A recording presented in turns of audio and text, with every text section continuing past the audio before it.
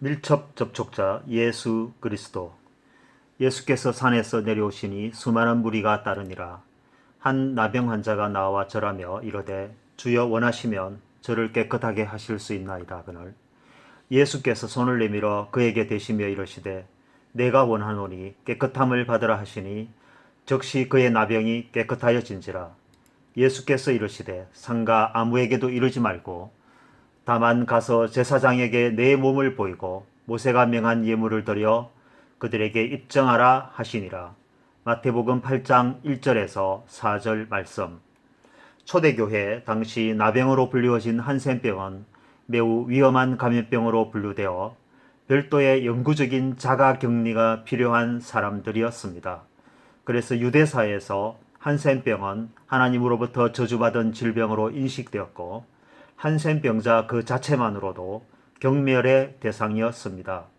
유대인들은 한센병 환자와의 접촉을 금지하고 대하 또한 금기시킴으로써 감염병 확산을 조기에 차단하기 위한 조치들을 강력하게 규정하였습니다. 이러한 전통적 유대사에서 어느 날 예수님은 산에서 내려오던 중 한센병 환자와 접촉하게 되는 상황이 발생하였습니다.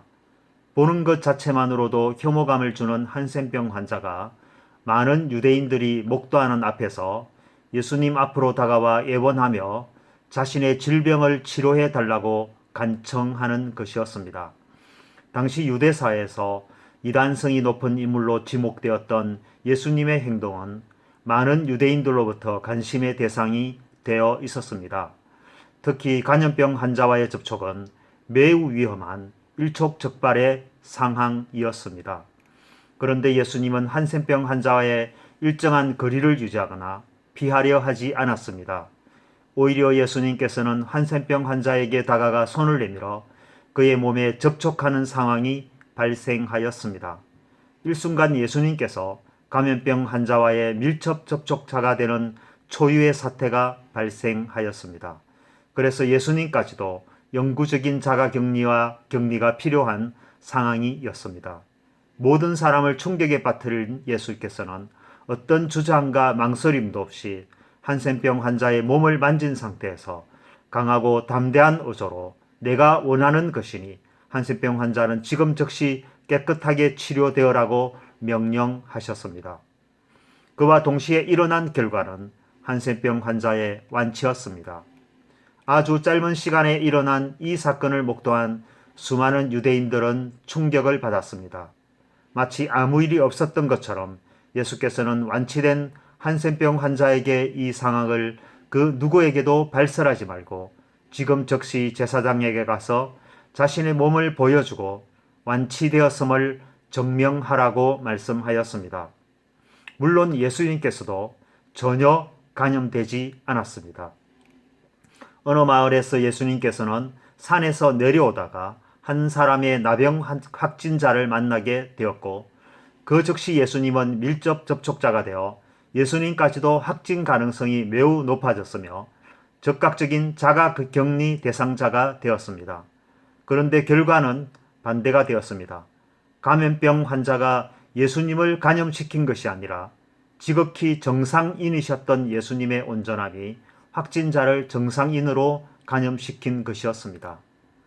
우리는 지난 2021년 이후 코로나19라는 감염병으로 인하여 때로는 강력하고 때로는 자발적인 거리두기를 유지하며 살아가고 있습니다. 또한 1차에서 부스터샷에 이르기까지 추가 접종을 이어가고 있습니다. 지금은 4차 접종을 검토 중인 정부는 그야말로 그 어떤 명확한 대안과 비전 없이 대부분의 책임을 국민 스스로에게 부담시키고 있습니다.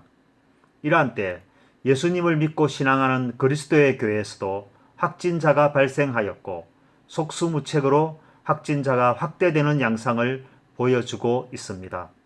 지금으로부터 2000년 전 우리가 믿고 섬기는 예수님께서는 스스로 확진자와 밀접 접촉자가 되었지만 전혀 감염되지 않았을 뿐만 아니라 오히려 확진자를 치료하고 완치시키는 결과를 가져왔으며 그 자리에는 수많은 종인들이 있었습니다. 그렇습니다. 예수님은 그 어떤 사람과 밀접 접촉자가 되어도 그 상황을 변화시키고 컨트롤하며 정상화시키는 놀라운 능력이 있었습니다.